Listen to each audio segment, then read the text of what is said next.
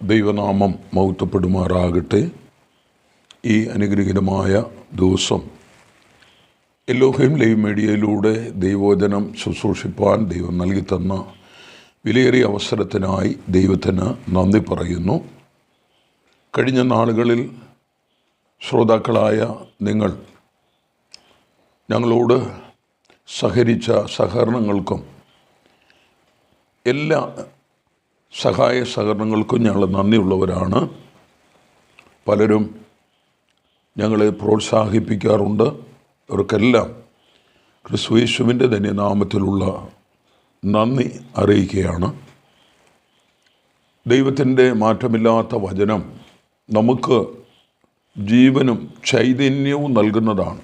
എബ്രായ ലേഖനം 4:12 വായിക്കുമ്പോൾ ദൈവത്തിൻ്റെ വചനം ജീവനും ചൈതന്യമുള്ളതായി ഇരുവാഴ്ത്തലയുള്ള വാൾ ഏത് വാളിനേക്കാൾ മൂർച്ചയേറിയതും പ്രാണനെയും ആത്മാവിനെയും സന്ധിമർച്ചകളെയും വേർപിടിവിക്കും വരെ തുളച്ചു ചെല്ലുന്നതാകുന്നു എന്ന് ദൈവവചനം പറയും.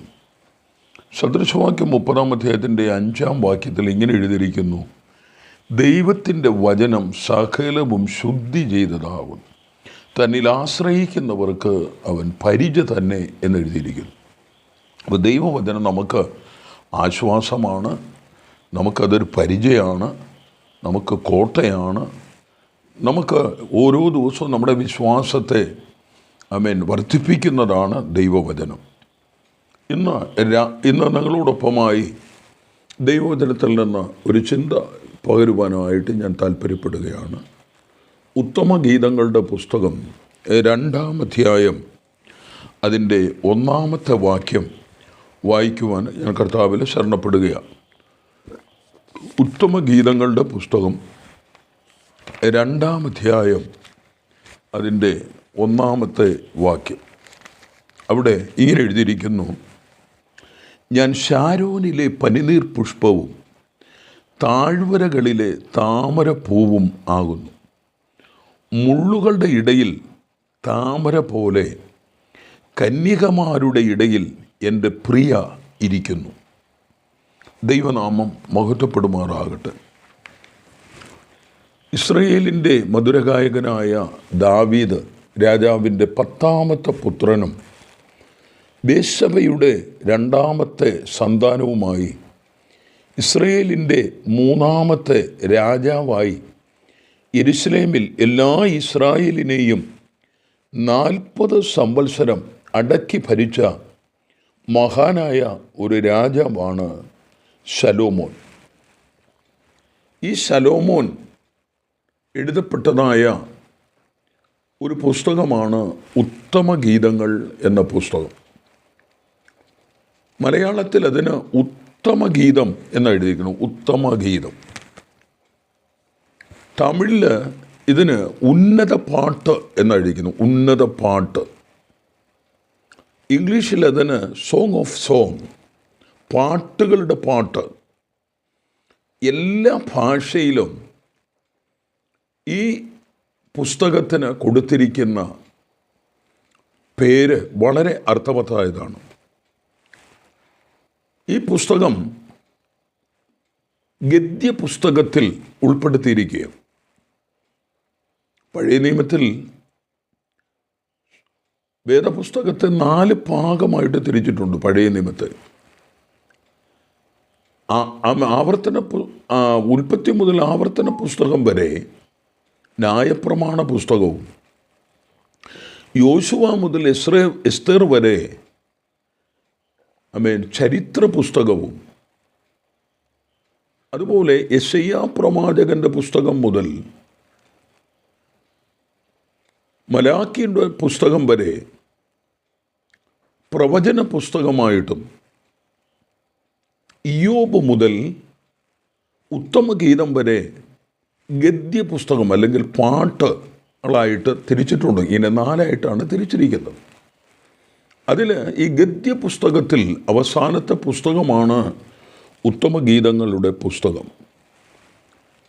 ഈ പുസ്തകം വളരെ വിമർശിക്കപ്പെടുന്ന ഒരു പുസ്തകമാണ്. പലരും പറയാറുണ്ട് ഈ പുസ്തകം സത്യവേദ പുസ്തകത്തിൽ എന്തിന് ചേർത്തിരിക്കുന്നു എന്ന് ചിലർ വിമർശിക്കാറുണ്ട്. എന്നാൽ ദൈവത്തിൻ്റെ വചനമെല്ലാം ശുദ്ധി ചെയ്തതാണ്. ആ പുസ്തകത്തിൻ്റെ പേര് തന്നെ ഉത്തമഗീതം എന്നാണ്. ഉത്തമഗീതം. ഇത് തെറ്റാണെങ്കിൽ ഇത് സത്യവേദ പുസ്തകത്തിൽ ചേർക്കേണ്ട കാര്യമില്ല. എന്നാൽ ഇതിൻ്റെ വ്യത്യാസം എന്ന് പറയുന്നത്, ഒരു ദൈവഭക്തൻ ആത്മീയ ദർശനത്തോടെ ഈ പുസ്തകം പാരായണം ചെയ്യുന്നുവെങ്കിൽ അവൻ കർത്താവായ യേശു ക്രിസ്തുവിനോട് കൂടെ വസിക്കുവാൻ, കർത്താവിനുള്ള സ്നേഹത്തിൽ അവനായിത്തീരുവാൻ ഇടയാകും. മറിച്ച് ഒരു ലോകമനുഷ്യനാണ് ഇത് വായിക്കുന്നതെങ്കിൽ അവൻ പാപത്തിൻ്റെ പടുകുഴിയിലേക്ക് പോകും. അതാണ് ഇതിൻ്റെ വ്യത്യാസം. ഇതിൻ്റെ കഥാപാത്രം എന്ന് പറയുന്നത് ഒരു ശൂനേംകാരത്തിയും ഒരു ഇടയച്ചെറുക്കനുമായുള്ള സ്നേഹബന്ധത്തെയാണ് ഇവിടെ കാണുന്നത്. ശൂലേം എന്ന് പറയുന്ന ദേശത്ത് ഒരു പെൺകുട്ടി വളരെ സൗന്ദര്യവതിയാണ്. അവളുടെ ജോലി ആടുകളെ മേയ്ക്കുന്ന ജോലിയാണ്. ഒരിക്കൽ ആടുകളെ മേയിച്ചുകൊണ്ട് നിൽക്കുമ്പോൾ ഒരു ഇടയച്ചെറുക്കനുമായിട്ട് കണ്ടുമുട്ടുവാനിടയായി. അവർ സ്നേഹത്തിൽ, സ്നേഹബന്ധത്തിൽ അവർ ഉറയ്ക്കുവാനിടയായിത്തീർന്നു. അങ്ങനെ അവർ രണ്ടുപേരും, ഈ ശൂലേംകാരത്തിയും അല്ലെങ്കിൽ ഈ ഇടയച്ചെറുക്കനുമായുള്ള അവരുടെ സ്നേഹം അങ്ങനെ വർദ്ധിച്ചു വരുമ്പോൾ, ഒരു ദിവസം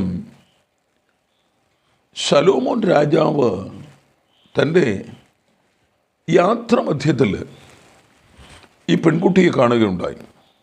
ആടുകളെ മേയിച്ചുകൊണ്ട് നിൽക്കുന്ന പെൺകുട്ടിയെ കാണുകയുണ്ടായി.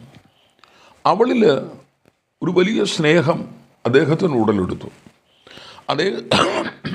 അദ്ദേഹത്തിൻ്റെ ആഗ്രഹം തൻ്റെ ഭാര്യ അല്ലെങ്കിൽ രാജ്ഞിയായിട്ട് അവളെ അവരോധിക്കണം എന്നുള്ളതായിരുന്നു. അവളെ കൊട്ടാരത്തിൽ കൊണ്ടുപോയി അവളെ ഈ കാര്യം തൻ്റെ സഹോദരന്മാരോട് പറഞ്ഞ് അവരും ഇവളോട് ഈ വിവരങ്ങളൊക്കെ പറഞ്ഞു. എന്നാൽ അവൾ അതിന് സമ്മതിച്ചില്ല. അവൾ പറഞ്ഞത്, ഞാൻ ഒരാളോട് വാക്ക് പറഞ്ഞുപോയി, എനിക്ക് അതിൽ നിന്ന് ഒരിക്കലും എനിക്ക് പിന്മാറിക്കൂടാ. ഞാൻ ശലോമോൻ്റെ തോഴിമാരായ പലരും ഇവളോട് നിർബന്ധിക്കുകയും ഇവളോട് ചോദിക്കുകയും ചെയ്തു, നിൻ്റെ പ്രിയന് മറ്റുള്ള പ്രിയനേക്കാൾ എന്താണ് വിശേഷത? അതിനവൾ പറഞ്ഞത്, എൻ്റെ പ്രിയനോ വെണ്മയും ചുവപ്പുമുള്ളവനാണ്, അവൻ 10,000 സുന്ദരനാണ് എന്നാണ് അവൾ പറഞ്ഞത്. ഇതിന് പറയുന്നു, ആ ഇടയച്ചെറുക്കൻ്റെയും ഈ പെൺകുട്ടിയുടെയും ആത്മാർത്ഥമായിരിക്കുന്ന സ്നേഹബന്ധത്തെ കുറിച്ച് പറയുന്ന ഒരു പുസ്തകമാണ് ഈ ഉത്തമഗീതങ്ങളുടെ പുസ്തകം. മണവാളനെക്കുറിച്ചും മണവാട്ടിയെക്കുറിച്ചും വിവിധമായിരിക്കുന്ന വർണ്ണനകൾ നമുക്ക് കാണാൻ കഴിയുന്നുണ്ട്. ഇത് ദൈവസഭയെയും കർത്താവായ യേശു ക്രിസ്തുവിനെയും ആണ് ഈ പുസ്തകത്തിലൂടെ നമുക്ക് പഠിക്കുവാൻ കഴിയുന്നത്.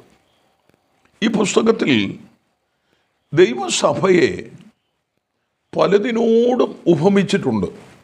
സ്തോത്രം. അനേക കാര്യങ്ങൾ ഉപമയാൽ പറഞ്ഞിട്ടുണ്ട്. അത് ഒന്നാം അധ്യായത്തിൻ്റെ 9-ാം വാക്യത്തിൽ ഇങ്ങനെ നാം വായിക്കുന്നു, എൻ്റെ പ്രിയേ, ഫറവോൻ്റെ രഥത്തിന് കെട്ടുന്ന പെൺകുതിരയോട് ഞാൻ നിന്നെ ഉപമിച്ചിരിക്കുന്നു. അപ്പം ദൈവസഭയെ ഫറവോൻ്റെ രഥത്തിന് കെട്ടുന്ന പെൺകുതിരയോടാണ് ഉപമിച്ചിരിക്കുന്നത്. 2-ാം അധ്യായത്തിൻ്റെ 1-2 വാക്യങ്ങൾ വായിക്കുമ്പോൾ, താഴ്വരകളിലെ താമര, മുള്ളുകളുടെ ഇടയിലെ താമര എന്ന് നമ്മൾ കാണുന്നു. 6-ാം അധ്യായത്തിൻ്റെ 4-ാം വാക്യം വായിക്കുമ്പോൾ, തിർസ പോലെ സൗന്ദര്യമുള്ളവൾ, യെരുശലേം പോലെ മനോഹരത, കൊടികളോട് കൂടിയ സൈന്യം പോലെ ഭയങ്കരത്വമുള്ളവൾ. 6:4 3 കാര്യങ്ങൾ അവിടെ നമ്മൾ വായിച്ചത്. 6-ാം അധ്യായത്തിൻ്റെ 10-ാം വാക്യത്തിൽ അരുണോദയം പോലെ ശോഭയുള്ളവൾ, ചന്ദ്രനെ പോലെ സൗന്ദര്യമുള്ളവൾ, സൂര്യനെ പോലെ നിർമ്മലത. 4-ാം അധ്യായത്തിൻ്റെ 12-ാം വാക്യത്തിൽ കെട്ടിയടച്ചിരിക്കുന്ന ഒരു തോട്ടം, അടച്ചിരിക്കുന്ന ഒരു നീരുറവ, മുദ്രയിട്ടിരിക്കുന്ന ഒരു കിണർ. നോക്കണം, ഇങ്ങനെ ദൈവസഭയെ പലതിനോടും ഉപമിച്ചിട്ടുണ്ട്. എന്നാൽ ഇന്ന് നാം ചിന്തിക്കുവാൻ ആഗ്രഹിക്കുന്നത് താഴ്വരയിലെ താമര, മുള്ളുകളുടെ ഇടയിലെ താമര എന്ന വിഷയത്തെ ആസ്പദമാക്കിയാണ്. നമുക്കറിയാം, താമര വളരെ മനോഹരമായ ഒരു പുഷ്പമാണ്. ഈ താമരയ്ക്ക് വളരെ ഭംഗിയുള്ളതാണ്. സ്തോത്രം. പക്ഷേ ഇവിടെ ഉത്തമഗീതങ്ങളുടെ പുസ്തകം 2-ാം അധ്യായത്തിൻ്റെ 1-ാം വാക്യത്തിൽ വായിക്കുമ്പോൾ താഴ്വരകളിലെ താമര എന്നാണ് അതിനെക്കുറിച്ച് പറയുന്നത്. താഴ്വരകളിലെ താമര. സ്തോത്രം. താമര ഒരിക്കലും ഉയർന്ന സ്ഥലത്തല്ല നിൽക്കുന്നത്, അത് താഴ്വരയിൽ അല്ലെങ്കിൽ താഴ്ന്ന സ്ഥലത്താണ് നിൽക്കുന്നത്. ഇത് ദൈവസഭയുടെ സ്വഭാവത്തെ കാണിക്കുന്നത്. ദൈവസഭ താഴ്മയുള്ളതായിരിക്കണം. യേശു കർത്താവ് ഒരിക്കൽ പറഞ്ഞു, ഞാൻ സൗമ്യതയും താഴ്മയുള്ളവനാകൊണ്ട് എന്നോട് പഠിപ്പീനെന്ന് മത്തായിയുടെ സുവിശേഷം 11:29 നാം വായിക്കുന്നു. ദൈവസഭയുടെ ഒന്നാമത്തെ സ്വഭാവം എന്ന് പറയുന്നത് നമ്മൾ താഴ്മയുള്ളവരായിരിക്കണം. ദൈവം നിഗളികളോട് എതിർത്ത് നിൽക്കുന്നു, താഴ്മയുള്ളവർക്കോ കൃപ നൽകുന്നു എന്ന് തിരുവെഴുത്തിൽ നമ്മൾ വായിക്കുന്നു. താമര ദൈവസഭയ്ക്ക് സദൃശമാണ്. ഒരു വിശ്വാസിക്ക് സാദൃശ്യമായിട്ടാണ് നിൽക്കുന്നത്. ഒരു വിശ്വാസിയിൽ, ഒരു ദൈവ പൈതലിൽ ഒന്നാമത് ഉണ്ടായിരിക്കേണ്ടത് താഴ്മയുടെ അനുഭവമാണ്. ഈ താഴ്വരയിലെ താമര പോലെ നമ്മൾ ആയിരിക്കണം. സ്തോത്രം.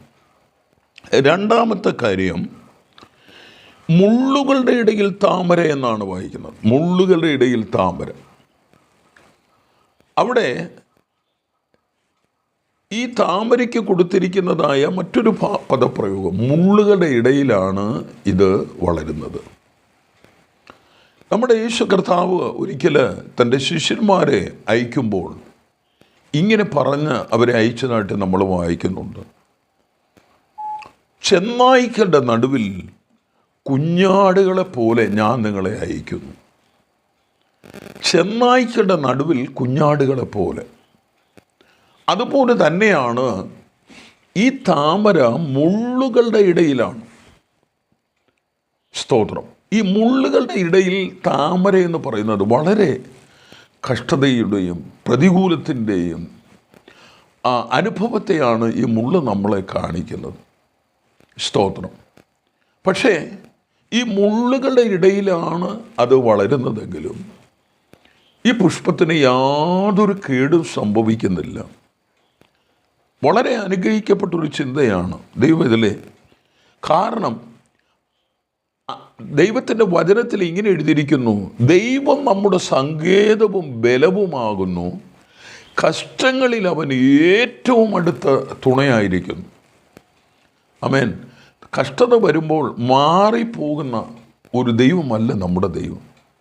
നമുക്കറിയാമല്ലോ, 3 എബ്രായ ബാലന്മാർ രാജാവിൻ്റെ കൽപ്പനയെ നിരസിച്ച് ഞങ്ങൾ സേവിക്കുന്ന ദൈവം ഞങ്ങളെ രാജാവിൻ്റെ കയ്യിൽ നിന്ന് വിടുവിക്കും, അല്ലെങ്കിലും രാജാവെ അങ്ങ് നിർത്തിയിരിക്കുന്ന സ്വർണ്ണബിംബത്തെ ഞങ്ങൾ നമസ്കരിക്കയില്ലെന്ന് പറഞ്ഞ് നിൽക്കുമ്പോൾ രാജാവിന് കോപം മൂത്ത് ഈ 3 ബാലന്മാരെ പിടിച്ചു കെട്ടുവാൻ പറഞ്ഞു. അവരെ പിടിച്ചു കെട്ടി 7 ഇരട്ടി തീയുള്ള ഒരു എരിയുന്ന തീച്ചൂളയിലേക്ക് അവരെ കൊണ്ടിട്ടു. അവരുടെ അവസാനം കാണുവാൻ, അവരുടെ നാശം കാണുവാൻ കാത്തിരുന്ന രാജാവ് കണ്ട കാഴ്ച 3 പേരെയാണ് ഇട്ടത്. രാജാവ് ചോദിച്ചു, നമ്മൾ എത്ര പേരെ ഇട്ട? 3 പേരെ ഇട്ടു. രാജാവ് പറയുന്നു, ഇല്ല, 4-മനായി ഒരുവൻ കൂടെ ഞാൻ കാണുന്നു, അവൻ്റെ മുഖം ദൈവപുത്രനോടൊത്തിരിക്കുന്നു എന്ന് രാജാവ് പറയുകയാണ്. ആരായി 4-മൻ? അതെ, കഷ്ടങ്ങളിൽ ഏറ്റവും അടുത്ത തുണയായിരിക്കുന്നവനാണ്. എന്നെ കേൾക്കുന്ന പ്രിയമുള്ളവരെ, നമ്മുടെ തകർച്ച കാണുവാൻ, നമ്മുടെ വീഴ്ച കാണുവാൻ, നമ്മുടെ നിർമൂലത കാണുവാൻ ആഗ്രഹിച്ചവരുടെ മുൻപിൽ 4-മനായി നമ്മുടെ മധ്യേ ഇറങ്ങി വന്ന് നമ്മളെ വിടുവിക്കുന്നവനായ ഒരു ദൈവമുണ്ട് എന്ന് ദൈവവചനത്തിലൂടെ ഞാൻ നിങ്ങളെ ഓർപ്പിക്കുകയാണ്. സ്തോത്രം. അത് മുള്ളുകളുടെ ഇടയിലാണ് വളരുന്നത്. 3-മത്, ഈ താമരയെ ഒഴുക്കുള്ള വെള്ളത്തിൽ കാണത്തില്ല. താമര വളരണമെങ്കിൽ അതിന് പ്രത്യേകമായി കെട്ടിക്കിടക്കുന്ന ഒരു വെള്ളമുണ്ടായി. ഇതെന്തിനെ കാണിക്കുന്നത്? ദൈവസഭയെയാണ് കാണിക്കുന്നത്. താമര വളരണമെങ്കിൽ അതിന് പ്രത്യേകമായിരിക്കുന്ന ഒരു കുളമോ അങ്ങനെയുള്ള പ്രത്യേക സാഹചര്യമുണ്ടെങ്കിൽ മാത്രമേ താമര നമുക്ക് കാണാൻ കഴിയൂ. ചെറിപ്പാഞ്ഞൊഴുകി പോകുന്ന വെള്ളത്തിൽ ഒരിക്കലും താമരയെ കാണുകയില്ല. അതെന്താ നമ്മളെ കാണിക്കുന്നത്? എഫേസ്യ ലേഖനം നമ്മൾ വായിക്കുമ്പോൾ ഉപദേശത്തിൻ്റെ കാറ്റുകളാൽ അലഞ്ഞു ഉഴയുന്നവരാകരുത് എന്ന് അപ്പോസ്തലനായ പൗലോസ് രേഖപ്പെടുത്തിയിരിക്കുന്നു. ഒഴുക്കിന് അനുസരിച്ച് ഒഴുകിപ്പോകുന്നവരാകരുത് നമ്മൾ. ആമേൻ. നമ്മൾ ഉറച്ചു നിൽക്കുന്നവരായിരിക്കണം. നമ്മൾ പിടിച്ചിരിക്കുന്ന വിശ്വാസത്തിൽ അവസാനത്തോളം നിൽക്കുന്നവരായിരിക്കണം. ആമേൻ. ഇന്ന് നമ്മൾ കാണുന്ന കാഴ്ച, വിശ്വാസത്തെ വിട്ട് ഇതുപോലെ ഒഴുകിപ്പോകുന്ന അനുഭവത്തെ നമുക്ക് കാണാൻ കഴിയുന്നുണ്ട്. അത്, ആമേൻ, സ്തോത്രം, ഈ താമര അങ്ങനെയല്ല. അത് ഒഴുക്കുള്ള വെള്ളത്തിൽ അതിനെ കാണുവാൻ കഴിയത്തില്ല. 4-മത്തത്, ഈ താമര ഈ കുളത്തിൽ അത് ഉയർന്നു നിന്നാലും അതിൻ്റെ വേര് ആഴത്തിലേക്ക് ഇറങ്ങിപ്പോവുകയാണ്. സ്തോത്രം. നമുക്കറിയാം, ഒരു വൃക്ഷത്തിൻ്റെ ഉറപ്പ് എന്ന് പറയുന്നത് അതിൻ്റെ വേരാണ്. അതിൻ്റെ നിലനിൽപ്പ് എന്ന് പറയുന്നത് വേരാണ്. ഈ താമരയ്ക്ക് ഉറച്ചു നിൽക്കുന്നതിൻ്റെ കാരണം അതിൻ്റെ വേര് ആഴത്തിലേക്ക് ഇറങ്ങിയിരിക്കുന്നത് കൊണ്ടാണ്. പ്രിയരെ, നാം ശ്രദ്ധിക്കേണ്ടതായിരിക്കുന്ന ഒരു കാര്യം, ഈ താമര ഓളങ്ങളടിക്കും, തിരമാലകളടിക്കും, ആ കാറ്റുകൾ വരുമ്പോൾ വെള്ളം അങ്ങോട്ടും ഇങ്ങോട്ടും. പക്ഷേ ആ താമരയ്ക്ക് യാതൊരു കുലുക്കവുമില്ല. സ്തോത്രം. കാരണം എന്താണെന്നറിയാമോ? അതിൻ്റെ വേര് ആഴത്തിലേക്ക് ഉറച്ചിരിക്കുകയാണ്. ഇത് നമ്മുടെ വിശ്വാസത്തെ കാണിക്കുന്നത്. നമ്മൾ വിശ്വാസത്തിൽ ഉറച്ചു നിൽക്കുന്നെങ്കിൽ ഏത് ഓളങ്ങളും ഏത് പ്രതിസന്ധികളും നമ്മുടെ ജീവിതത്തിൽ കടന്നു വന്നാലും നമുക്ക് ഉറച്ചു നിൽക്കുവാൻ തന്നെ കഴിയും എന്നുള്ള കാര്യം മറന്നു പോകരുത്. മറ്റൊരു കാര്യം, ദൂരത്ത് നിന്ന് അനേക പ്രാണികൾ ഈ താമരയുടെ നറുമണം അനുഭവിക്കുവാൻ, അതിൻ്റെ ആ പൂവിൽ നിന്നുള്ളതായിരിക്കുന്ന സ്തോത്ര ആശ്വാസം പ്രാപിക്കുവാൻ അനേക പ്രാണികൾ പറന്നു വരാറുണ്ട്. സ്തോത്രം. ദൂരത്തു നിന്നാണ് അത് വരുന്നത്. ഈ പ്രാണികളെല്ലാം വന്ന് ഈച്ച, ഈ പൂവിലുള്ളായിരിക്കുന്ന അതിനെ ആസ്വദിക്കേണ്ടതിന് ഈ പ്രാണികൾ ദൂരത്തു നിന്ന് പറന്നു വരും. ഇതെന്തിനെയാണ് കാണിക്കുന്നത്? എന്നെയും നിങ്ങളുടെ അടുക്കലേക്ക് അനേകർ തങ്ങളുടെ ആശ്വാസത്തിനായിട്ട് കടന്നു വരും. അനേകരുടെ വിഷയങ്ങൾക്ക് വേണ്ടി പ്രാർത്ഥിക്കുവാൻ കടന്നു വരും. നമ്മൾ മറ്റുള്ളവർക്ക് നൽകണം. നല്ല സ്വാദ് കൊടുക്കുന്നവരായിരിക്കണം. അപ്പോസ്തലനായ പൗലോസ് കൊരിന്ത്യർ സഭയ്ക്ക് ലേഖനം എഴുതുമ്പോൾ ഇങ്ങനെ എഴുതിയിരിക്കുന്നു: ഞാൻ രക്ഷിക്കപ്പെടുന്നവരുടെയിലും നശിക്കുന്നവരുടെയിലും ക്രിസ്തുയേശുവിൽ സ്തോത്രം സൗരഭ്യവാസനയാകുന്നു എന്ന് പറഞ്ഞു. നോക്കണം, ആ പുഷ്പത്തിൽ നിന്നുള്ള സൗരഭ്യവാസന നുകരുവാൻ വേണ്ടി വരുന്ന പ്രാണികൾ. നമ്മൾ മറ്റുള്ളവർക്ക് സൗരഭ്യവാസന കൊടുക്കുന്നവരായിരിക്കണം. ഈ പുഷ്പത്തിൽ നിന്ന് ആ സൗരഭ്യം അനുഭവിക്കേണ്ടതിന് പ്രാണികൾ പറന്നു വരികയാണ്. അടുത്തത്, ഈ പുഷ്പത്തിനോട് ചേർന്ന് വലിയ ഇലകൾ ഈ വെള്ളത്തിന് മുകളിൽ ഇങ്ങനെ കിടക്കാറുണ്ട്. സ്തോത്രം. പുഷ്പം വെള്ളത്തിന് മുകളിൽ നിൽക്കുന്നുവെങ്കിലും വെള്ളത്തോട് ചേർന്ന് 2 ഇലകൾ, ഇങ്ങനെ വീതിയുള്ള ഇലകൾ കിടക്കാറുണ്ട്. ഇതെന്തിനെ കാണിക്കുന്നത്? ഈ ഇലകളിൽ ചെറുപ്രാണികളെല്ലാം, തവള, മറ്റ് സ്തോത്രം പ്രാണികളെല്ലാം വന്ന് ആ ഇലകളിൽ വന്നിരിക്കുകയാണ്. ഇത് നമ്മെ ഒരു വലിയ സന്ദേശം നമുക്ക് നൽകുന്നത്, എന്നെയും നിങ്ങളുടെ അടുക്കലേക്ക് അനേകർ കടന്നു വരും ആശ്വാസത്തിന്. ആ ഇല ആ പ്രാണികൾക്ക് ആശ്വാസമാണ്. അതിലാണ് അതിരിക്കുന്നത്. അവർക്ക് വലിയ ആശ്വാസമായി തീരുകയാണ്.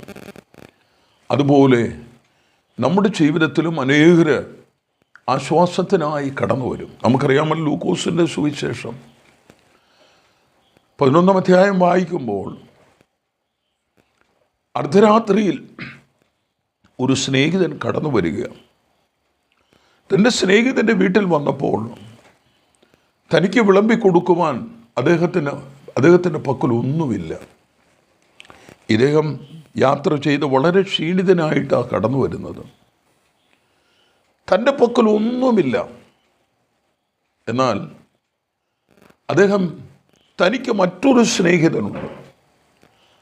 ആ സ്നേഹിതൻ്റെ വീട്ടിലേക്ക് ചെന്ന് അവനെ ഉണർത്തുകയാണ്. സ്നേഹിത, എനിക്ക് 3 അപ്പം വായ്പ തരണം. എൻ്റെ ഒരു സ്നേഹിതൻ വഴിയാത്രയിൽ എൻ്റെ അടുക്കൽ വന്നിരിക്കുന്നു. അവന് വിളമ്പി കൊടുക്കുവാൻ എൻ്റെ പക്കൽ ഒന്നുമില്ല. സ്തോത്രം. എന്നാൽ ആ സ്നേഹിതൻ പറഞ്ഞത്, ഇതാ രാത്രിയായി, പൈതങ്ങൾ എന്നോട് കിടക്കുന്നു, കതക അടച്ചിരിക്കുന്നു, എനിക്ക് എഴുന്നേറ്റ് തരുവാൻ കഴിയുകയില്ല എന്ന് പറയുക. ആ സ്നേഹിതൻ എന്ത് ചെയ്യുന്നറിയാമോ? ലജ്ജ കൂടാതെ മുട്ടിക്കൊണ്ടിരുന്നു. അത് നിമിത്തമായിട്ട് ആ സ്നേഹിതൻ അവന് വേണ്ടുവോളം കൊടുത്തു എന്ന് തിരുവെഴുത്തിൽ വായിക്കുന്നു. അപ്പോൾ പലരും നമ്മുടെ അടുക്കൽ കടന്നു വരും. അവർക്ക് നമ്മൾ ആശ്വാസമായിരിക്കണം. അവരുടെ വിഷയങ്ങളുമായിട്ടാണ് അവർ വരുന്നത്. നീറുന്ന പ്രശ്നങ്ങളുമായിട്ടാണ് കടന്നു വരുന്നത്. അവരോടൊപ്പം ഇരുന്ന് അവരുടെ ആവശ്യങ്ങളിൽ ഞാനും നിങ്ങളും പങ്കാളികളായിരിക്കണം എന്ന് ഇത് നമ്മെ ഓർപ്പിക്കുന്നു. സ്തോത്രം. മറ്റൊരു കാര്യം, ഈ പുഷ്പം അല്ലെങ്കിൽ താമര അനേകരെ ആകർഷിക്കുന്നതാണ്. നമുക്കറിയാം, ഒരു താമര കണ്ടാൽ ആരും ശ്രദ്ധിക്കാതെ പോകത്തില്ല. ആമേൻ. നാം മറ്റുള്ളവർക്ക് ഒരു ആകർഷിക്കുന്നവരായിരിക്കണം. മറ്റുള്ളവരെ നമ്മൾ ആകർഷിക്കുന്നവരായിരിക്കണം. നമ്മളെ കാണുമ്പോൾ വാസ്തവമായി ഒരു ദൈവ പൈതലാണ്, ദൈവിക സാന്നിധ്യമുള്ളവരാണ് എന്ന് അറിയണം. അതിനായിട്ട് നമ്മൾ ഒരുക്കപ്പെടണം. സ്തോത്രം. അവസാനമായിട്ട് ഒരു കാര്യം കൂടെ പറയുവാൻ ഞാൻ താല്പര്യപ്പെടുകയാണ്. ഈ താമര എന്ന് പറയുന്നത് രാത്രി കാലങ്ങളിൽ അത് കൂമ്പി നിൽക്കുന്നു. പ്രഭാത പൊട്ടി വിടരുമ്പോൾ അതിൻ്റെ ഇതളുകൾ വിരിയുകയാണ്. സ്തോത്രം. നോക്കണം, രാത്രി കാലങ്ങളിൽ അത് കൂമ്പി നിൽക്കുകയാണ്. പ്രഭാതത്തിൽ അതിൻ്റെ ഇതളുകളെല്ലാം വിടർന്ന് നല്ല ഒരു പുഷ്പമായിട്ട് മാറുകയാണ്. ഇതെന്തിനെയാണ് കാണിക്കുന്നത്? നമ്മളിന്ന് ഒരു രാത്രിയുടെ അനുഭവത്തിലാണ്. യെശയ്യാ പ്രവചനം 60-ാം അധ്യായത്തിൻ്റെ 1-ാം വാക്യത്തിൽ വായിക്കാം, അന്ധകാരം ഭൂമിയെയും കൂരിരുട്ട് ജാതികളെയും മൂടും, നിന്റെ മേലോ യഹോവ ഉദിച്ചിരിക്കുന്നു എന്ന് വായിക്കുന്നുണ്ട്. ആമേൻ. ഈ രാത്രിയിൽ ഞാനും നിങ്ങളും ഈ പുഷ്പത്തെ പോലെ കൂമ്പി നിൽക്കുന്ന ഒരവസ്ഥയാണ്. എന്നാൽ പ്രഭാതമാകുമ്പോൾ ഇതാ അത് ആമേൻ സ്തോത്രം, അത് വിടർന്ന് ഒരു വലിയ പുഷ്പമായി മാറുകയാണ്. ഇതെന്തിനെയാണ് കാണിക്കുന്നത്? നമ്മുടെ കർത്താവിൻ്റെ വരവ് അടുത്തിരിക്കുക. ഒരു സൂര്യൻ ഉദിക്കാൻ പോവുകയാണ്. ഇപ്പോൾ രാത്രിയുടെ അനുഭവമാണ്. മലാക്കിയുടെ പുസ്തകം 4:2 വായിക്കുമ്പോൾ, നീതി സൂര്യൻ രോഗോപശാന്തിയോടുകൂടെ ഉദിക്കും എന്ന് തിരുവചനത്തിൽ വായിക്കും. നമുക്കറിയാമല്ലോ, പ്രഭാതം പൊട്ടിവിടരുമ്പോൾ സൂര്യഗ്രഹണങ്ങൾ, സൂര്യൻ നമ്മുടെ മേൽ അടിക്കപ്പെടുമ്പോൾ ആമേൻ സ്തോത്രം, നമ്മുടെ ആമേൻ സ്തോത്രം ആ അവസ്ഥകൾക്കൊരു മാറ്റം വരികയാണ്. ഇത് ദൈവവചനത്തിലൂടെ 1 തെസ്സലോനിക്യ ലേഖനം 4-ാം അധ്യായത്തിൻ്റെ 16-ാമത്തെ വാക്യത്തിൽ വായിക്കുന്നത് പോലെ, കർത്താവ് തൻ ഗംഭീരനാദത്തോടും പ്രധാന ദൂതൻ്റെ ശബ്ദത്തോടും ദൈവത്തിൻ്റെ കാഹളത്തോടും കൂടെ സ്വർഗത്തിൽ നിന്ന് ഇറങ്ങി വരും. ക്രിസ്തുവിൽ മരിച്ചവർ മുമ്പേ ഉയർത്തെഴുന്നേൽക്കും. പിന്നെ ജീവനോട് ശേഷിക്കുന്ന നാം അവരോടൊരുമിച്ച് കർത്താവിനെ എതിരേൽപ്പാൻ മേഘങ്ങളിൽ എടുക്കപ്പെടും. ഇങ്ങനെ നാം അവനോട് കൂടെ ഇരിക്കും. ഇപ്പോൾ രാത്രിയുടെ അനുഭവമാണ്. നമ്മളിങ്ങനെ നിൽക്കുകയാണ്. എന്നാൽ പ്രഭാതമാകുമ്പോൾ, നമ്മുടെ കർത്താവ് ഉദിക്കുമ്പോൾ, നമ്മളെല്ലാവരും ഹല്ലേലൂയ വിടർന്ന് ആമേൻ ഒരു പുഷ്പമായി മാറുകയാണ്. എന്നെ കേൾക്കുന്ന പ്രിയമുള്ളവരെ, ഉത്തമഗീതങ്ങളുടെ പുസ്തകത്തിൽ ദൈവസഭയെ ഒരു താമരയോട് ഉപമിച്ചിരിക്കുകയാണ്. സ്തോത്രം. ആ താമരയുടെ 2 അനുഭവത്തെ നമ്മൾ കണ്ടത്. ഒന്ന്, ആ വാക്യത്തിൽ താഴ്വരയിലെ താമര, മുള്ളുകളുടെ ഇടയിലെ താമര. ആമേൻ സ്തോത്രം. താഴ്വരയിലെ താമര പോലെയും മുള്ളുകളുടെ ഇടയിൽ താമര പോലെയും ആമേൻ കന്യകമാരുടെ ഇടയിൽ എൻ്റെ പ്രിയ ഇരിക്കുന്നു എന്ന് ആമേൻ വർണ്ണിക്കുകയാണ്. ഹല്ലേലൂയ. നമ്മുടെ ജീവിതത്തിൽ ആമേൻ ഒരു താമരയുടെ അനുഭവമായി മാറണം. ഒരു താമരയായി മറ്റുള്ളവർക്ക് നമ്മൾ ആശ്വാസമായി, മറ്റുള്ളവരെ ആകർഷിക്കുന്നവരായി, മറ്റുള്ളവർക്ക് ആമേൻ സ്തോത്രം നമ്മുടെ ആമേൻ സൗരഭ്യവാസന കൊടുക്കുന്നവരായി ഹല്ലേലൂയ നാമായി തീരണം. മുള്ളുകളുടെ ഇടയിലാണ് ഇത് വളരുന്നതെങ്കിലും അതിന് യാതൊരു ഛേദവും സംഭവിക്കുന്നില്ല. ഒരു ദോഷവും തട്ടാതെ വണ്ണം യഹോവ നിന്നെ പരിപാലിക്കുമെന്ന് തിരുവചനത്തിൽ വായിക്കുന്നു. പ്രിയമുള്ളവരെ, ഹല്ലേലൂയ, നമ്മൾ ആമേൻ ആ താഴ്വരയിലെ താമര പോലെയായി തീരുവാൻ കർത്താവ് നമ്മെ സഹായിക്കട്ടെ.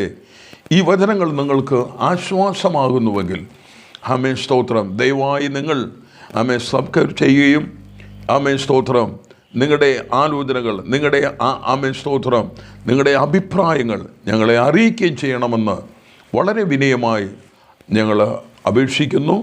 ഈ വചനങ്ങൾ നിങ്ങൾക്ക് ആശ്വാസമായി തീരട്ടെ എന്ന് പ്രാർത്ഥിച്ചുകൊണ്ട് എളിയ വാക്കുകൾ നിർത്തുന്നു. ദൈവം നമ്മെ അനുഗ്രഹിക്കുമാറാകട്ടെ. ആമേൻ.